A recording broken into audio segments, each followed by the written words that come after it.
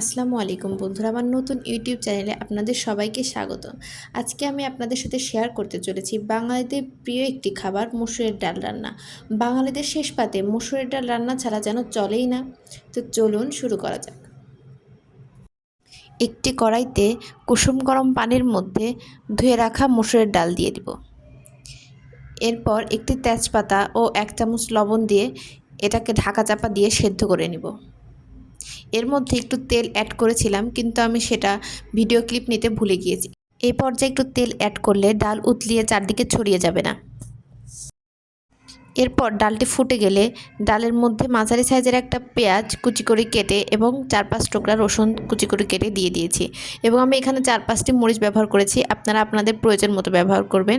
সাথে হাফ চা চামচ হলুদের গুঁড়া দিয়ে আবারও ঢাকা চাপা দিয়ে ভালোভাবে সেদ্ধ করে নেব। ডালটি যখন ভালোভাবে সেদ্ধ হয়ে যাবে তখন আমি তেজপাতাটা তুলে নিচ্ছি, পরে আবার তেজপাতাটা দিয়ে দিব। এবার একটি ডাল ঘুটনির সাহায্যে ডালটাকে ভালো করে ঘুটে নিব।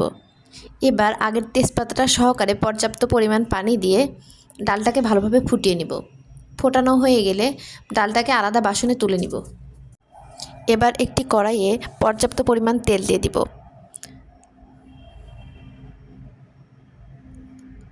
তেলটা গরম হয়ে গেলে এর মধ্যে 2 কোয়া রসুন কুচি করে কেটে দিয়ে দিব এবং একটি ছোট সাইজের পেঁয়াজ কুচি করে কেটে দিয়ে দিব। দিয়ে ভালোভাবে নাড়াচাড়া করব।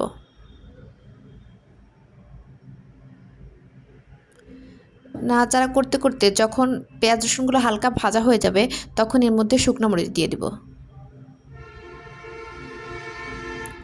সব কিছু দিয়ে ভালোভাবে নাড়াচাড়া করতে হবে। নাড়াচাড়া করতে করতে যখন সব কিছু লাল হয়ে যাবে একসাথে, তখন এর মধ্যে পাঁচফোড়ন দিয়ে দিব। আমি এখানে 1 চামচের একটু বেশি পাঁচফোড়ন ইউজ করেছি। এরপর পাঁচফোড়ন দিয়ে ভালোভাবে নাড়াচাড়া করে ডালটাকে দিয়ে দিব। ডালটা দিয়ে ভালোভাবে ফুটিয়ে নিতে হবে। ডালটা ভালোভাবে ফুটিয়ে গেলে ডালটা যখন একটু ঘন হয়ে আসবে তখন জিরা গুঁড়া দিয়ে দিব। দিয়ে আর একটু ফুটিয়ে নামিয়ে নিলেই ডাল রান্না রেডি হয়ে যাবে।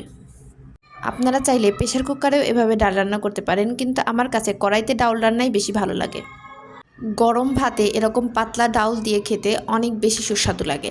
আপনারা বাসায় অবশ্যই একবার ট্রাই করবেন।